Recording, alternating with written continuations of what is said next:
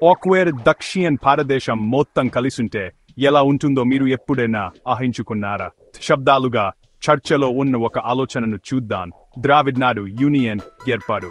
ఈ వ్యాప్లను మార్చడం గురించి కాదు, కొత్తమైన సకారం గురించి. తమిళనాడు, కేరళ, ఆంధ్రప్రదేశ్, తెలంగాణ, కర్ణాటక ప్రతి రాష్ట్రానికి గొప్ప చరిత్ర, ప్రత్యేక భాష మరియు ప్రత్యేక సంస్కృతి ఉన్నాయి. ఈ గుర్తింపును నాశనం చేయడం గురించి కాదు, పంచుకున్న వారసత్వంపై నిర్మించడం గురించి. ప్రజలకు బలమైన మరియు సంపన్నమైన హవియత్తు. ద్రావిడ్ ఉద్యమ మూలాలు. ప్రత్యేక దేశం కోసం మొదటి డిమాండ్ మస్కబారింది, కానీ సకార్ సమయ ఆలోచన కొత్త ప్రతిజ్ఞని కనుగొంటుంది. వేర్పాటుకు బదులుగా ఒక వ్యూహాత్మక కూటమి గురించి ఆలోచించండి.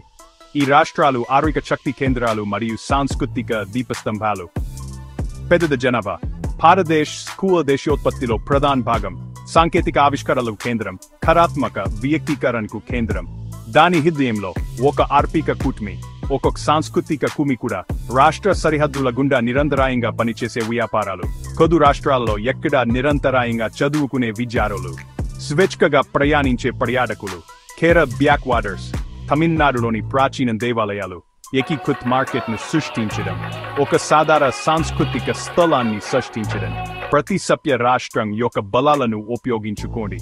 ఇది కొత్త దేశం కోసం పిలుపు కాదు, భారతదేశంలో ఉపజాతీయ సమాఖ్యకు ఒక ప్రతిపాదన. రాష్ట్రాలకు తమ ఎన్నికైన ప్రభుత్వాలు ఉన్నాయి. వారి ముఖ్యమంత్రులు, వారి శాసనసభలు, విద్య వంటి అంతర్గత విషయాలను వారు కొనసాగిస్తారు. శాంతి భద్రతలు. సమాయ సరిహద్దు సమస్యకరాన్ని కలుపుతుంది. నీటి పంపిణీ, మౌలిక సదుపాయాల అభివృద్ధి, పర్యావరణ పరిరక్షణ, పెద్ద ప్రాంతీయ స్థాయిలో వైవిధ్యంలో ఖ్యాత యొక్క దృష్టి. ద్రావిడ్ నాడు యూనియన్ ఎలా పని చేస్తుందో అర్థం చేసుకోవడానికి విజయవంతమైన అంతర్జాతీయ నమూనా అయిన యూరోపియన్ యూనియన్ ను చూద్దాం. యూరోపియన్ యూనియన్ ఒక ఆసక్తికరమైన ఉదాహరణ.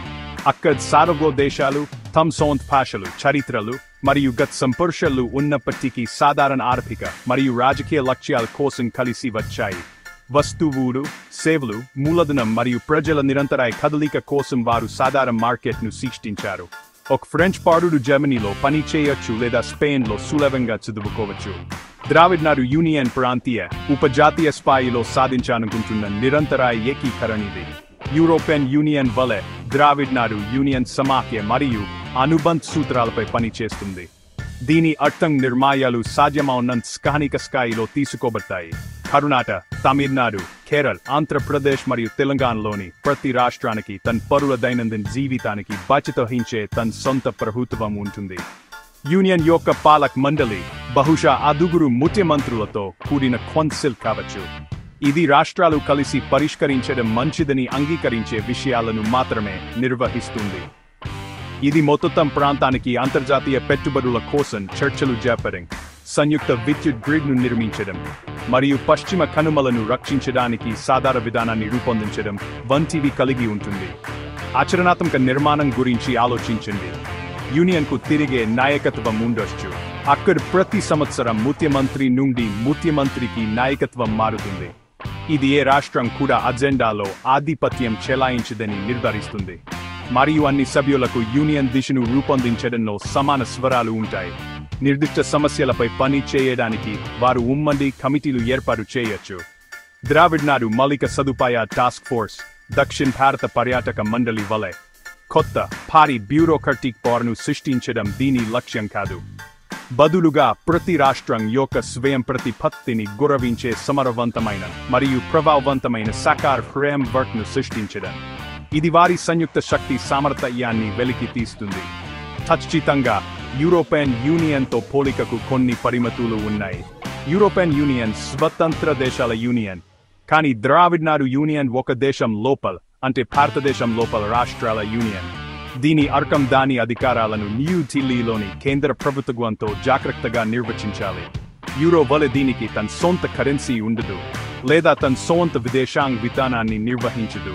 కానీ ప్రధాన సూత్రం ఒకటే: స్వతంత్ర సంస్థలు తమ ప్రజల గొప్ప శ్రేయస్సు మరియు ప్రభావం కోసం తమ సార్వభౌమత్వాన్ని స్వచ్ఛందంగా ఏకీకృతం చేస్తాయి. ఇది బలమైన మరియు శాంతియుత భాగస్వామ్యాన్ని నిరూపించడానికి నిరూపితమైన నమూనా. అలాంటి యూనియన్ సాధ్యమైతే దాని వల్ల కలిగే ప్రయోజనాలు అపారం. అది మన దైనందిన జీవితంలోని ప్రతి అంశంలోనూ ప్రతిబింబిస్తుంది. ఆర్థికంగా చూస్తే దక్షిణ భారతదేశం అంతా ఏకీకృత మార్కెట్గా ఉండడం ఒక పెద్ద మార్పును తెస్తుంది. హైదరాబాద్లోని ఒక స్టార్టప్ కంపెనీ ఎలాంటి రాష్ట్ర పన్నులు మరియు సంక్లిష్ట అనుమతులు లేకుండా తమ ఉత్పత్తులను చెన్నై లేదా కొచ్చిలో విక్రయించడం గురించి ఆలోచించండి. ఇది వ్యాపారాలకు ఖర్చును తగ్గిస్తుంది, పెట్టుబడులను ప్రోత్సహిస్తుంది మరియు మరింత పోటీతత్వంతో కూడిన మరియు శక్తివంతమైన ప్రాంతీయ ఆర్థిక వ్యవస్థను సృష్టిస్తుంది. బెంగళూరు, చెన్నై, హైదరాబాద్ వంటి నగరాలను కలిపే హైస్పీడ్ రైళ్లు అందరికీ రవాణా మరియు వ్యాపారాన్ని మెరుగుపరుస్తుంది. సాధారణ పౌరులకు ప్రధాన ప్రయోజనం ప్రయాణం మరియు రవాణా సులభమవుతుంది. ఒక రాష్ట్రంలో రిజిస్టర్ చేయబడిన వాహనం కాదు రాష్ట్రాల్లో చెల్లుబాటు అవుతుంది. అదే ఏకీకృత రోడ్డు పన్ను కూడా ఉంటుంది. కేరళ విద్యార్థులు కర్ణాటక విశ్వవిద్యాలయాల్లో స్థానిక విద్యార్థుల వలె దరఖాస్తు చేసుకోవచ్చు. ఇది విద్యా అవకాశాలను విస్తరిస్తుంది. బెంగళూరు, హైదరాబాద్, చెన్నై వంటి నగరాల మధ్య ఎలాంటి పరిపాలనా అడ్డంకులు లేకుండా నిపుణులు స్వేచ్ఛగా సంచరించవచ్చు. ఇది పెద్ద సంయుక్త ఉద్యోగ మార్కెట్ను సృష్టిస్తుంది. స్వేచ్ఛ రవాణా, సాధారణ గుర్తింపు మరియు పరస్పర అవగాహనను పెంపొందిస్తుంది. సాంస్కృతిక మార్పిడి అభివృద్ధి చెందుతుంది. కథ, సినిమా, సాహిత్యాన్ని ప్రపంచ స్థాయిలో ప్రోత్సహించడానికి సాధారణ నిధిని ఏర్పాటు చేస్తారు. టాలీవుడ్, కోలీవుడ్, మాలీవుడ్ కలిసి సినిమాలు నిర్మిస్తాయి. ప్రత్యయ మరియు వనరులను పంచుకొని పాంద్రావిడ్ బ్లాక్ బస్టర్ చిత్రాలు చేయబడతాయి. ఆహార మేళాలు, సంగీత కచేరీలు, సాహిత్య కార్యక్రమాలు ఫాదు రాజధానులలో పర్యాయంగా జరుగుతాయి. ఇది ప్రత్యేక సంప్రదాయాలను జరుపుకుంటుంది మరియు సాధారణ సంస్కృతిని హైలైట్ చేస్తుంది. ఇది ప్రాంతంలోని వివిధ సంప్రదాయాలను భవిష్యత్ తరాల కోసం సంరక్షిస్తుంది మరియు పోషిస్తుంది. ఒక క్వాక సంపూర్ణ దక్షిణ భారత రాష్ట్రాలకు జాతీయ స్థాయిలో బలమైన స్వరాన్ని అందిస్తుంది. కృష్ణా, కావేరీ నది నీటి వివాదాలను ఉమ్మడి కౌన్సిల్ ద్వారా చర్చించి ఏకీకృత ప్రణాళికను సమర్పించడం సంపోషణను తగ్గిస్తుంది మరియు సుస్థిరమైన మరియు దీర్ఘకాలిక పరికరాలను అందిస్తుంది.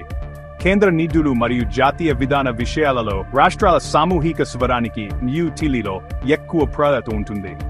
మెరుగు బేర్సారాల శక్తి దక్షిణ భారతదేశ ప్రయోజనాలు జాతీయ చర్చలలో ప్రతిబింబించేలా చేస్తుంది. ద్రావిడ్ నాడు అనే యూనియన్ దృష్టి ఆకర్షణీయంగా ఉన్నప్పటికీ దానిని నిర్మించే మార్గంలో ఉన్న ప్రధాన సవాళ్ల గురించి మనం వాస్తవికంగా ఉండాలి. మొదటి మరియు అత్యంత స్పష్టమైనటువంటి భాష తమిళం, తెలుగు, కన్నడ, మలయాళం భాషలు అన్ని ద్రావిడ్ భాషా కుటుంబానికి చెందిన అయినప్పటికీ అవి ప్రత్యేకమైనవి మరియు రాష్ట్ర గుర్తింపులతో లోతుగా సంబంధం కలిగి ఉంటాయి. ఈ యూనియన్ తన అధికారిక విషయాలను ఎలా నిర్వహిస్తుంది? యూరోపియన్ పార్లమెంట్ వల్ల ఇది బహుభాషా విధానాన్ని అనుసరిస్తుందా?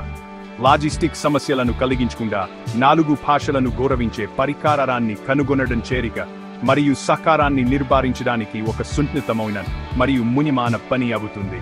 మరో పెద్ద సవాలు చారిత్రక మరియు రాజకీయ పోటీల సంక్లిష్ట నెట్వర్క్ను నిర్వహించడం. రాష్ట్రాల మధ్య వివాదాలు, ముఖ్యంగా కావేరీ నది అంటి జల వనరుల గురించి దశాబ్దాలుగా సంఘర్షణలకు కారణమయ్యాయి.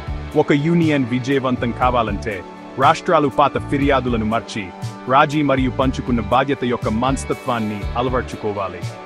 తరచుగా పోటీపడే రాజకీయ నాయకులు మరియు అధికారుల మధ్య నమ్మకాన్ని పెంచడం పెద్ద రాజకీయ సంకల్పం మరియు దీర్ఘకాలిక దిక్పథానికి నిజమైన నిబద్ధతను కోరుతుంది. అధికారం యొక్క సమతుల్యత కూడా ఒక ముఖ్యమైన సమస్య అవుతుంది. పెద్ద రాష్ట్రాలు చిన్న రాష్ట్రాల ప్రయోజనాలను అధిగమించకుండా చూసుకోవాలి మరియు కేంద్ర ప్రభుత్వంతో దాని సంబంధం ప్రశ్న ఉంది. ఈ స్థాయి ప్రాంతీయ యూనియన్ అధికారం యొక్క గణనీయమైన ఏకీకరణను సూచిస్తుంది. దాని నిర్మాణం భారత రాజ్యాంగ సూత్రాలతో సరిపోలాలి. ఇది దక్షిణం మరియు న్యూఢిల్లీ మధ్య కొత్త రకమైన రాజకీయ సంభాషణను కోరుతుంది. ఇది సహకార సమాఖ్యపై ఆధారపడి ఉంటుంది. అధికార పరిధి వివాదాన్ని నివారించడానికి భారత యూనియన్ను బలహీనపరిచే బదులు బలోపేతం చేస్తుందని నిర్ధారించుకోవడానికి యూనియన్ యొక్క పరిధి మరియు అధికారాలను స్పష్టంగా నిర్వచించాలి. ఇది ఒక సంక్లిష్ట రాజ్యాంగం మరియు రాజకీయ చర్చ అవుతుంది.